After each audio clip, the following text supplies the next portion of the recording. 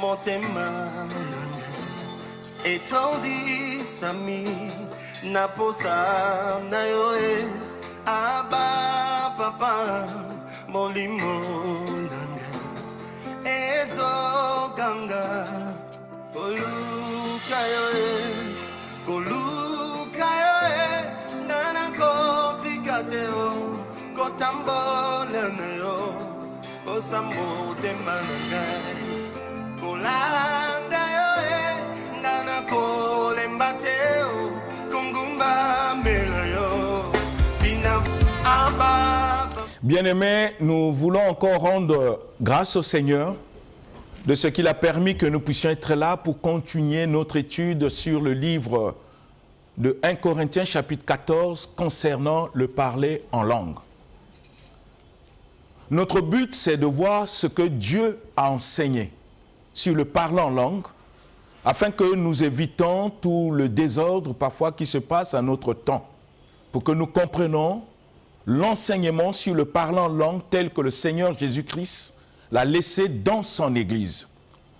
Le chapitre de 1 Corinthiens 14 nous montre qu'il y avait aussi un désordre du parler en langue dans cette Église, et le Seigneur Jésus a utilisé son serviteur Paul afin de mettre l'ordre pour que le parler en langue soit conforme à ce que le Seigneur nous a enseigné.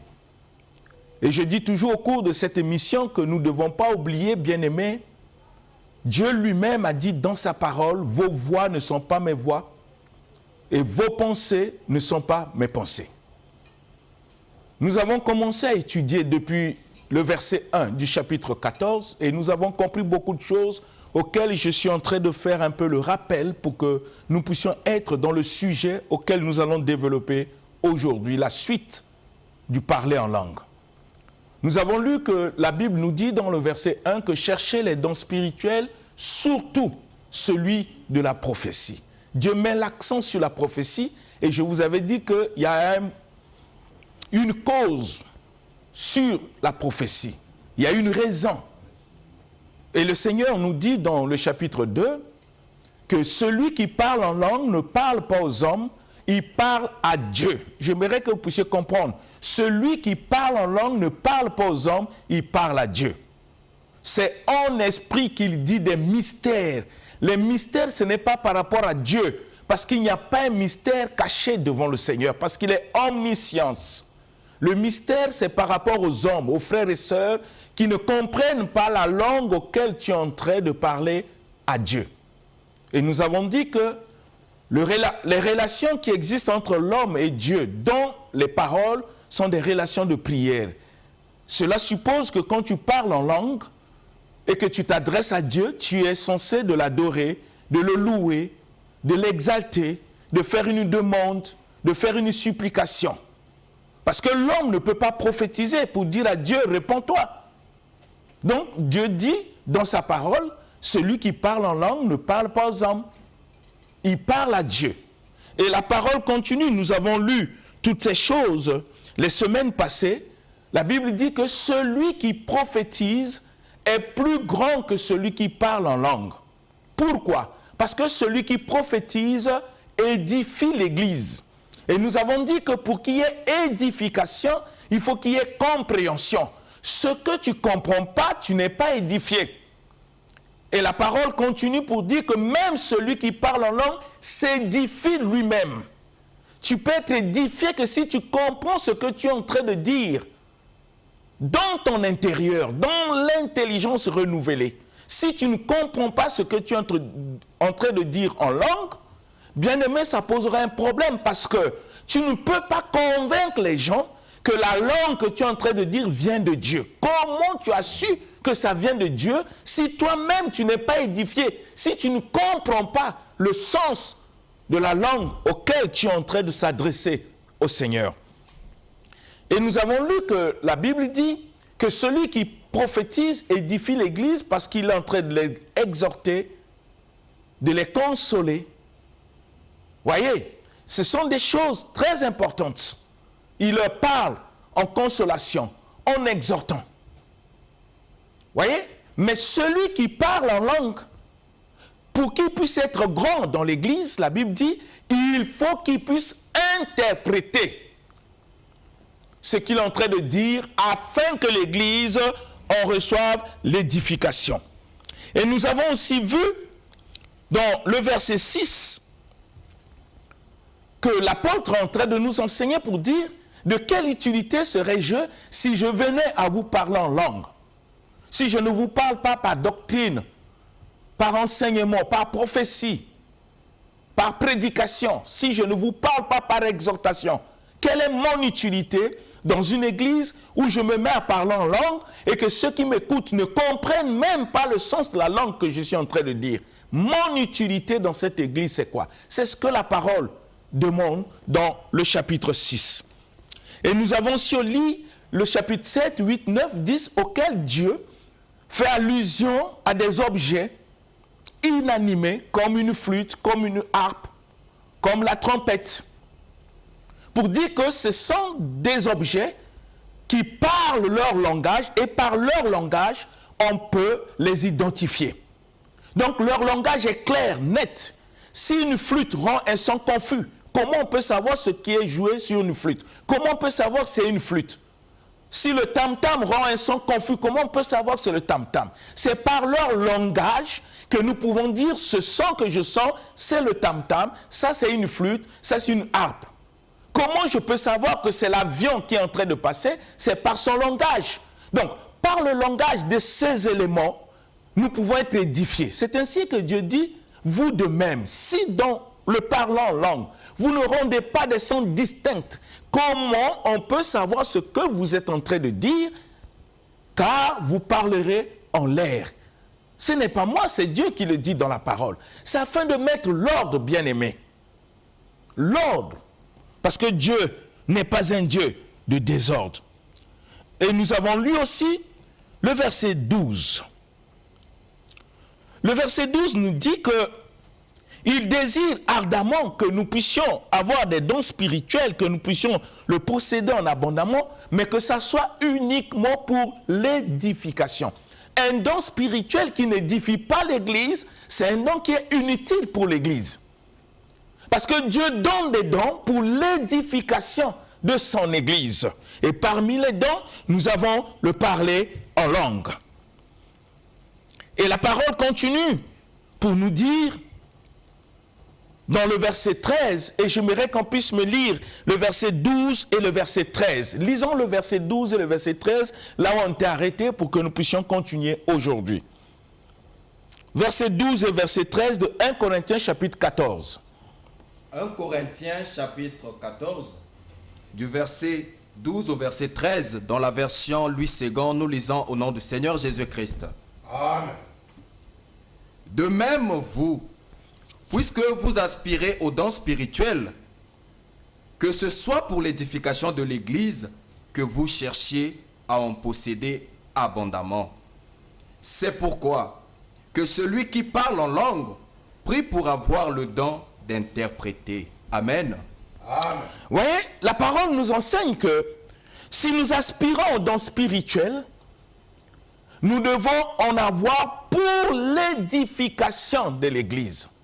Un don qui n'édifie pas l'Église, c'est un don qui n'est pas utile pour l'Église. C'est ainsi que le Seigneur, dans la parole, au verset 13, nous dit que celui qui parle en langue doit prier aussi pour avoir le don d'interprétation, d'interpréter cette langue. Il doit avoir ce don. C'est pourquoi celui qui parle en langue prie pour qu'il interprète. Ce n'est pas un pasteur qui nous le demande, c'est Dieu. Parce que pour Dieu, il n'est pas possible qu'on puisse parler en langue dans une église et que l'église ne puisse pas en recevoir l'édification parce qu'il n'y a pas d'interprétation. C'est ainsi que le Seigneur dit que celui qui parle en langue doit aussi prier pour avoir le don d'interprétation. C'est Dieu qui l'exige. Mais nous voulons souvent parler en langue, mais nous ne cherchons pas le don d'interprétation. Il faut que nous soyons conformes à ce que le Seigneur nous recommande dans sa parole, bien-aimés. afin que nous ne puissions pas nous tromper nous-mêmes. Mais nous allons lire le verset 14 et 15. Et j'aimerais que nous puissions faire très attention là, parce que beaucoup de gens interprètent mal ce passage. Et quand nous interprétons mal un verset biblique, et nous faisons sortir le verset biblique de son contexte, ça devient un prétexte. Parce que le verset 13 exige à celui qui parle en langue de prier Dieu pour que Dieu lui donne le don d'interpréter la langue. C'est ainsi que des gens qui parlent en langue sans interprétation, le verset 14 et 15 nous enseignent quelque chose de très important. Bien-aimés, parce que quelqu'un ne peut pas venir dans une église et dire Yende Kondoba Shindo Koroboroboro, Yabakata Shindoroboro, et puis il reste calme sans édifier l'église. Si lui-même, il ne comprend pas le sens de la langue auquel il est en train de parler, qu'est-ce qui le convainc, comme je l'ai déjà dit, que ce qu'il dit vient de Dieu? Comment il a su que cela vient de Dieu? Il va me dire que c'est par le Saint-Esprit. Bien-aimé, quel Saint-Esprit? J'aimerais que nous puissions lire le livre de Corinthiens. 1 Corinthiens, chapitre 2. Nous allons comprendre quelque chose. 1 Corinthiens. Bien-aimé, dans ce livre d'1 Corinthiens, pour que vous compreniez comment l'Esprit travaille. Parce que souvent, nous commettons tellement l'erreur. Comment l'Esprit travaille? 1 Corinthiens chapitre 2, nous allons lire à partir du verset 11 jusqu'au verset 12. Avant que nous puissions lire le verset 14 de 1 Corinthiens chapitre 14. C'est le passage qui nous concerne. Mais lisons d'abord le livre de 1 Corinthiens chapitre 2, le verset 11 jusqu'au verset 12. Qu'est-ce qui est écrit? 1 Corinthiens chapitre 2, du verset 11 au verset 12, nous lisons notre Seigneur Jésus-Christ. Lequel des hommes, en effet, connaît les choses de l'homme, si ce n'est l'esprit de l'homme qui est en lui? De même, personne ne connaît les choses de Dieu, si ce n'est l'esprit de Dieu. Verset 12.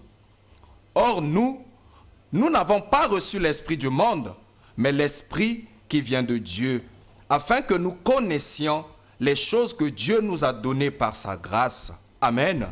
Vous voyez, c'est très merveilleux, frères et sœurs. Vous qui m'écoutez. J'ai lu ce passage afin de ne pas avoir des prétextes pour ne pas expliquer ce que nous disons en langue. Parce que souvent, les gens, quand ils parlent, ils disent c'est l'esprit. Mais qu'est-ce que l'esprit dit? Il dit non, c'est spirituel. Lui-même, il n'arrive pas à expliquer ce qu'il est en train de dire, mais il veut faire croire aux gens que ce qu'il dit vient de Dieu. Mais ici, le Seigneur nous dit, qui donc parmi les hommes connaît les choses des hommes, si ce n'est l'esprit de l'homme qui est en lui? Et personne ne peut connaître les choses de l'esprit de Dieu, si ce n'est l'esprit de Dieu qui est en lui. Donc, quand nous lisons le verset 12, Dieu dit, nous n'avons pas reçu l'esprit du monde, mais l'esprit qui vient de Dieu. Pourquoi? Afin que nous connaissions. Il y a la connaissance des choses que Dieu nous a données par sa grâce, et parmi les choses que Dieu nous a données par sa grâce, il y a le parler en langue. Donc nous ne pouvons pas ignorer le sens et la compréhension de la langue auquel nous sommes en train de parler au nom de l'Esprit. L'ignorer, c'est mettre en cause la parole. C'est ainsi que vous avez compris pourquoi nous avons lu dans le livre d'1 Corinthiens 14, 13, et que Dieu dit que celui qui parle en langue doit aussi demander le don d'interpréter. Parce qu'il n'est pas possible devant Dieu que tu parles une langue que toi-même tu ne comprends pas, ceux qui t'écoutent ne comprennent pas, et que tu veux faire croire aux gens que ce que tu dis vient de Dieu. Comment tu l'as su? Parce que le Seigneur dit que si nous avons l'Esprit de Dieu en nous, nous avons la connaissance des choses que Dieu nous a données, et parmi les choses que Dieu nous a données, il y a le parler en langue. Réfléchissons, bien-aimés. C'est pour éviter ce désordre spirituel qui se passe dans nos églises, où chacun devient professionnel en parlant en langue. Il peut décider de parler comme il veut. C'est comme s'il entrait de commando au Saint-Esprit, tandis que le Saint-Esprit est venu pour nous conduire. Que tu sois pasteur, apôtre, prophète, fidèle, tous nous sommes soumis au Saint-Esprit. C'est lui qui conduit l'Église. Nous obéissons à ce que l'Esprit de Dieu nous commande. L'apôtre Paul disait de ville en ville, l'Esprit me dit. Et quand l'apôtre Paul dit ce n'est plus moi qui vis, ça veut dire qu'il n'a plus des ordres de commandement donnés à sa vie. Il fait que ce que Dieu lui révèle par le Saint-Esprit. Mais aujourd'hui, quelqu'un se réveille, il vient à l'église pensant qu'il est spirituel et il commence à dire Yende Kondo Boroboro, et pour impressionner les gens, sans que même l'esprit puisse le pousser, par lui-même, il pense qu'en faisant comme ça, il est spirituel. Mais nous avons lu dans le livre de Corinthiens, 1 Corinthiens 14, que Dieu dit que celui qui prophétise est grand. Pourquoi il est grand? Parce qu'il édifie l'église. Que celui qui parle en langue, s'il veut devenir grand, il doit interpréter pour que l'église en reçoive l'édification, bien-aimé. J'insiste là pour qu'il n'y ait pas confusion, bien-aimé. Moi, je crois en parlant en langue. Mais je crois en parlant en langue selon le modèle de la parole tel que Dieu l'a révélé. Mais je ne crois pas en parlant en langue fantaisiste pour impressionner les gens afin de leur montrer qu'on est spirituel. Non, bien-aimé, le vrai parlant en langue tel que Dieu l'a enseigné dans la Bible. Nous allons lire, avant de lire le verset 14, pour que nous comprenions, j'insiste là, afin qu'il n'y ait pas confusion. Regardez le verset 5 de 1 Corinthiens 14. Que dit le Seigneur dans le verset 5 de 1 Corinthiens 14? 1 Corinthiens chapitre 14, au verset 5, nous lisons notre Seigneur. Je désire que vous parliez tous en langue, mais encore plus que vous prophétisiez. Celui qui prophétise est plus grand que celui qui parle en langue, à moins que ce dernier n'interprète pour que l'Église en reçoive l'édification. Vous comprenez. Amen. Dieu bien-aimé. Nous ne parlons pas de la philosophie ou des expériences, non. L'expérience, tu peux la voir partout dans toutes les religions du monde. Même ceux qui fréquentent les féticheurs ont l'expérience dans ce qu'ils font. Mais nous devons comprendre, bien-aimés, la pensée de Dieu. Quand nous avons lu le verset 13, le Seigneur a insisté et il recommande à celui qui parle en langue, il doit aussi prier pour avoir le don d'interpréter. Mais quand nous lisons le verset 5, que dit Dieu? Dieu dit que celui qui prophétise est plus grand que celui qui parle en langue. Ce n'est pas un pasteur qui le dit, ce n'est pas un apôtre, ce n'est pas un évangéliste, ce n'est pas un docteur ou un prophète, mais c'est celui qui a inspiré la parole, celui qui nous a dit, vos pensées ne sont pas mes pensées et vos voix ne sont pas mes voix. Il dit dans sa parole, d'une manière claire, sans énigme, que celui qui prophétise est plus grand que celui qui parle en langue.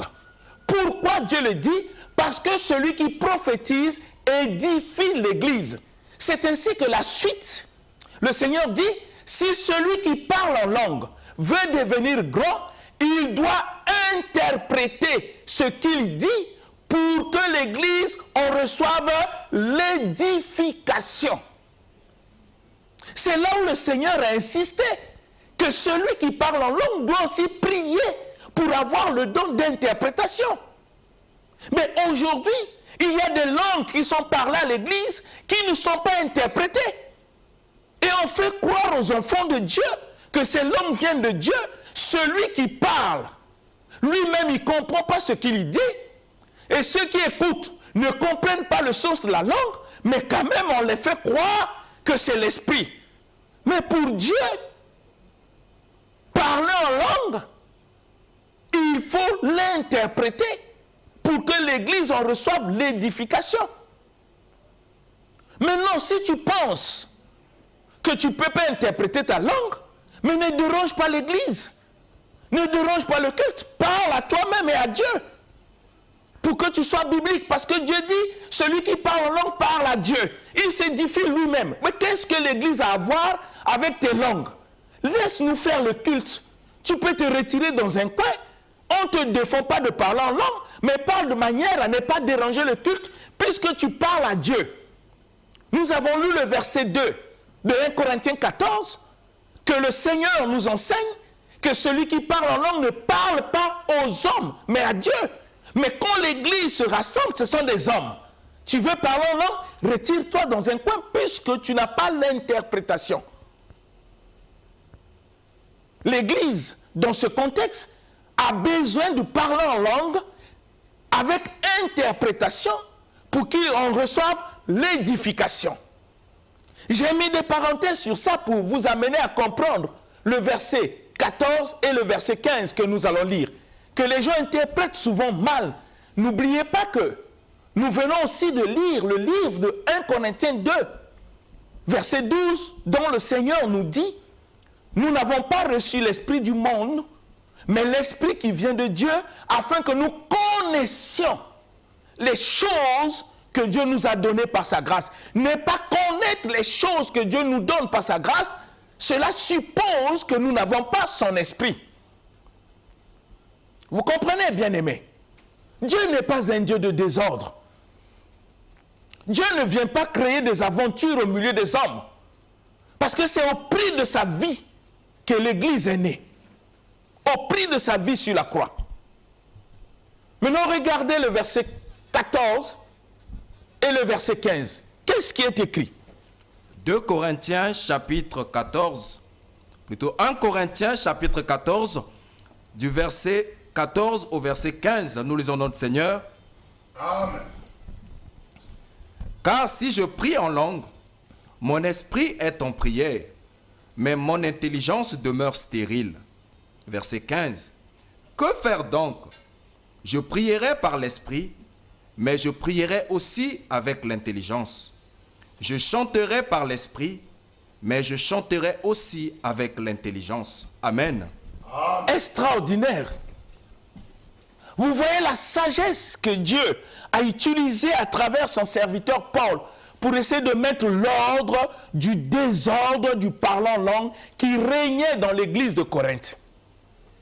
Vous voyez qu'aussitôt le verset 13 où Dieu dit que celui qui parle en langue doit prier aussi pour avoir le don d'interpréter, et l'apôtre, par la sagesse que l'esprit lui donne, il dit, car si je prie en esprit, mais mon intelligence demeure stérile. Il y a un problème. Vous voyez, il dit, quand je prie en esprit, quand je parle en langue en esprit, car si je prie en langue, mon esprit prie, mais mon intelligence demeure stérile. Quand je prie en langue.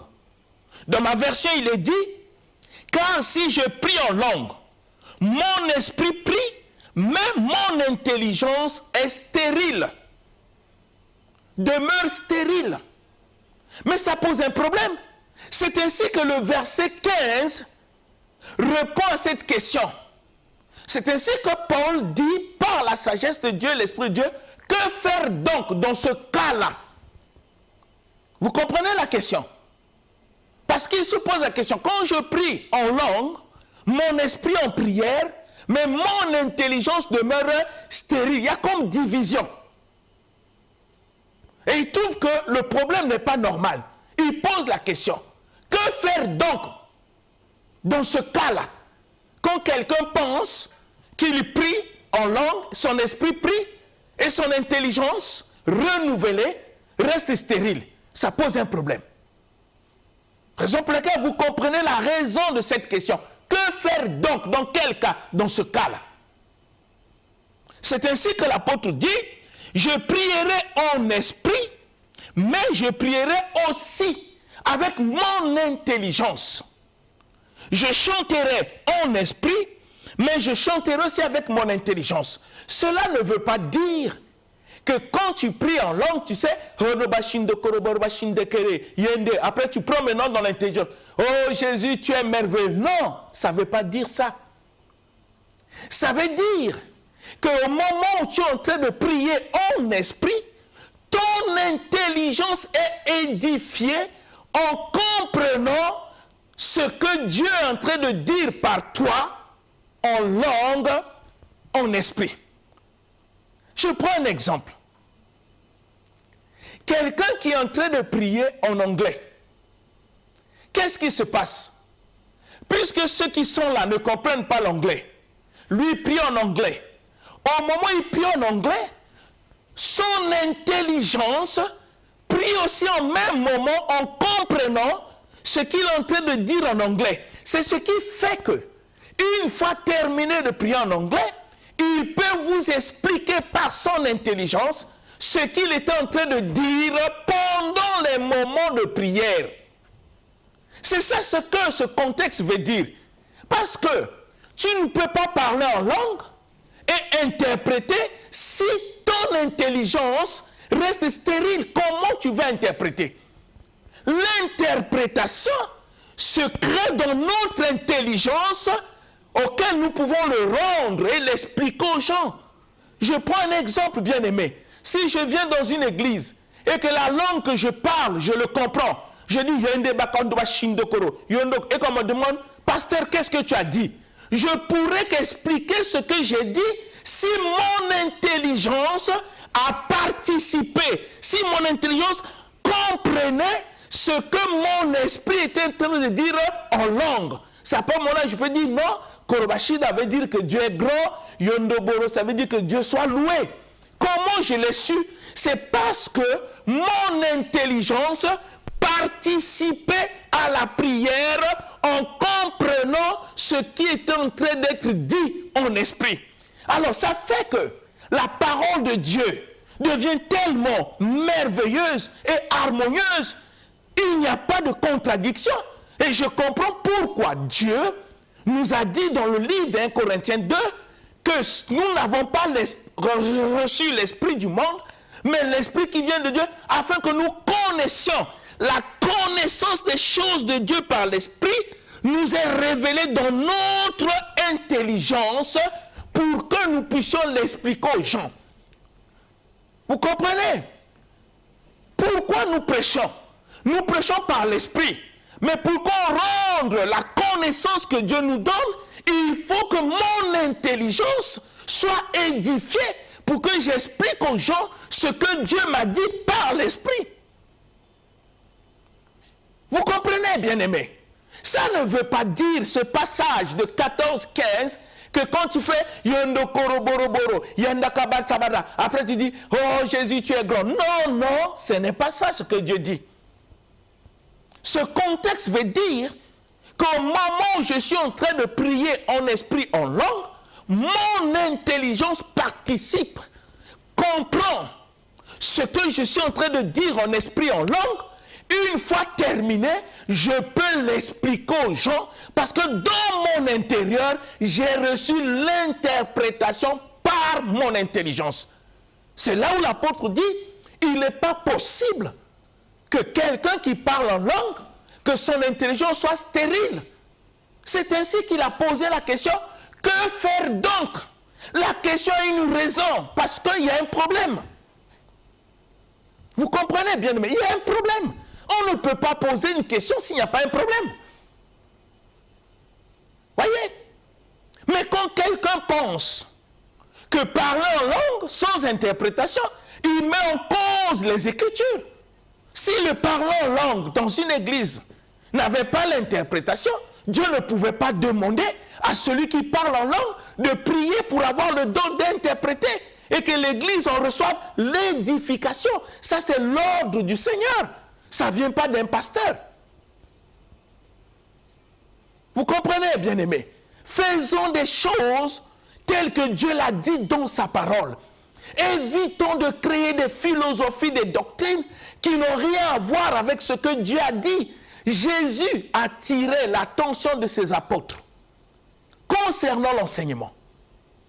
Il dit, enseignez-leur à observer, à obéir tout ce que moi, Jésus, je vous ai prescrit. Un pasteur ne peut pas amener un autre message que le message que Jésus a laissé pour son Église. Nous ne sommes pas des gens qui amènent des révélations qui n'ont rien à voir avec ce que Dieu a laissé dans sa parole. On risque d'induire le peuple de Dieu dans l'erreur. C'est très dangereux, bien-aimés. Ceux qui quittent leur maison, qui payent les bus, les transports, qui viennent à l'église, ils ne viennent pas pour s'amuser. Ils viennent pour écouter le message que Jésus-Christ a laissé pour son Église. C'est dans ce message qui est le salut et la vie de l'humanité. Quand tu ne comprends pas la révélation de la parole que Jésus a laissée, mieux vaut ne pas enseigner. Parce qu'on n'est pas les premiers. Nicodème a cru enseigner la parole. Bien-aimé, tout ce qui est enseigné au nom de Dieu n'est pas l'évangile. On peut parler de Dieu parce qu'on a lu, mais sans comprendre la profondeur, la révélation de ce qu'on est en train de lire. Et ça se passe que par l'Esprit de Dieu. La parole de Dieu n'est pas théologie. Mais je ne dis pas que la théologie est mauvaise. Un pasteur doit apprendre, doit étudier. Mais la compréhension de la parole nous est donnée que par le Saint-Esprit. Comme Jésus l'a dit, quand le Saint-Esprit viendra, il vous conduira dans toute la vérité. Écoutons ce que l'Esprit nous dit pour que nous comprenions la parole inspirée par Dieu lui-même. Afin de donner au peuple ce qui est juste. Mais pas des bricolages, des parlons langues qu'on crée par nous-mêmes et que nous-mêmes nous ne comprenons pas ce que nous disons. Vous voyez, le danger c'est quoi, bien-aimé? Essayez d'imaginer que tu es en train de parler Kolobashida, Yondo Koboro, Yondo, toi-même tu ne comprends pas. Et que le diable s'est déguisé en l'ange de lumière pour t'utiliser. Et que Yokobashinda veut dire que Dieu, tu es voyou. Essaye un peu de réfléchir. Mais puisque tu ne comprends pas toi-même le sens de la langue, tu ne comprends pas. Tu ne sais pas les mots que tu es en train de faire sortir. Ça veut dire quoi? Tu ne sais pas. Mais le malin peut utiliser par ton canal afin d'injurier Dieu, de maudire Dieu. Nous devons avoir le discernement. C'est ainsi que Dieu dit, il n'est pas possible que quelqu'un puisse parler en langue sans être édifié. Et l'édification, c'est la compréhension. La compréhension vient de l'intérieur avant que je puisse le rendre par notre intelligence. Bien-aimés, comprenons ce que Dieu nous dit pour que nous ne puissions pas enseigner de n'importe quoi. C'est le Seigneur Jésus qui nous le dit. Mais regardez maintenant le verset 16. Dieu insiste dans ce contenu toujours sur l'interprétation, l'édification. C'est très important. Regardez le verset 16. Que dit le Seigneur? 1 Corinthiens chapitre 14 au verset 16. Nous lisons au nom du Seigneur. Amen. Autrement, si tu rends grâce par l'Esprit, comment celui qui est dans les rangs de l'homme, du peuple, répondra-t-il Amen à ton action de grâce, puisqu'il ne sait pas ce que tu dis? Voilà. Amen. Amen. Vous comprenez, bien-aimés? Le Seigneur veut corriger l'erreur pour que nous sortons dans des faux parlants en langue auxquels nous-mêmes nous avons bricolé. Dieu veut que le parlant en langue soit véritablement l'œuvre de l'Esprit dans l'homme. Rappelez-vous le jour de la Pentecôte, lisez bien. Le jour de la Pentecôte, ce n'est pas Pierre qui a décidé de parler en langue. Ce n'est pas Jean.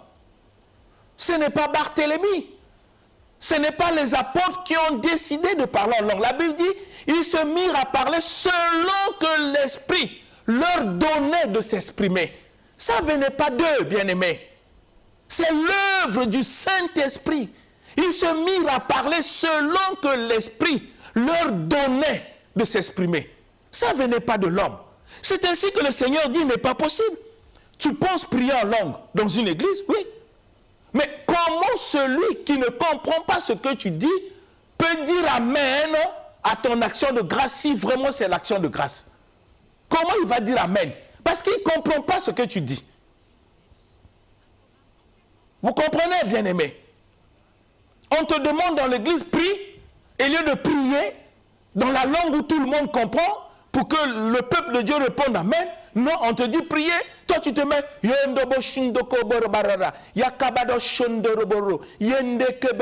et tu t'aimes, tu dis Amen.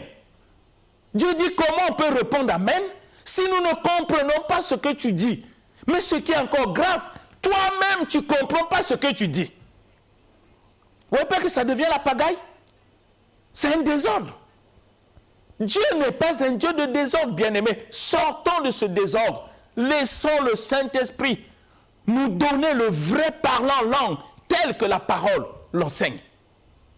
Le même désordre, bien-aimé, était dans l'église de Corinthe. C'est ainsi que nous sommes en train de faire l'étude de 1 Corinthiens 14, verset par verset, pour comprendre le désordre qui était et l'ordre que Dieu veut établir pour que le parlant en langue soit conforme à ce que le Seigneur lui-même a révélé dans sa parole. C'est ainsi le verset 16 dit. Ça dit, tu pries ou tu bénis Dieu, c'est bon. Tu rends des actions de grâce, c'est bien. Mais sache que celui qui est à tes côtés ne comprend pas ce que tu dis. Le fait qu'il ne comprend pas, comment il peut répondre Amen? Comment? Comment il peut répondre Amen? Mais maintenant, regardez 17. C'est des conseils gratuits pour que nous comprenions comment nous pouvons utiliser le parlant en langue dans l'église par le Saint-Esprit. Pour que ce ne soit pas la pagaille ou le désordre que nous voyons aujourd'hui dans nos églises. Regardez le verset 17. 1 Corinthiens 14 au verset 17, nous lisons notre Seigneur. Amen. Tu rends, il est vrai, d'excellentes actions de grâce, mais l'autre n'est pas édifié. Lis Amen. maintenant 18. Verset 18. Je rends grâce à Dieu de ce que je parle en langue plus que vous tous. Voilà. Amen. Donc le parlant en langue est biblique. Mais le problème, c'est que tu penses rendre des actions de grâce vraies, oui, mais pense que l'autre n'est pas édifié. C'est ainsi que l'apôtre Paul dit, ne pensez pas. Moi, je parle en langue plus que vous tous, mais pas comme vous faites. Pas un parlant en langue sans interprétation. Pas un parlant en langue qui n'édifie pas. Je veux que tu puisses réfléchir, mon frère, ma soeur, vous qui m'écoutez. Je ne suis pas là pour vous condamner, mais je suis là pour qu'ensemble, nous puissions voir ce qui est écrit afin de bannir au milieu de nous ce qui n'est pas écrit et qui crée du désordre. Que Dieu nous aide, que son esprit, comme le Seigneur Jésus l'a dit, puisse nous conduire dans toute la vérité pour que nous puissions faire des choses non comme nous le voulons, mais comme Dieu le veut par son esprit, parce que les voies de Dieu ne sont pas nos voies. Que le Seigneur vous bénisse. Amen. L'émission Parole de vie avec le pasteur Lévi Nikwe, chaque mardi à partir de 17h10 sur DRTV International. Papa, motema etandi sami naposa na yo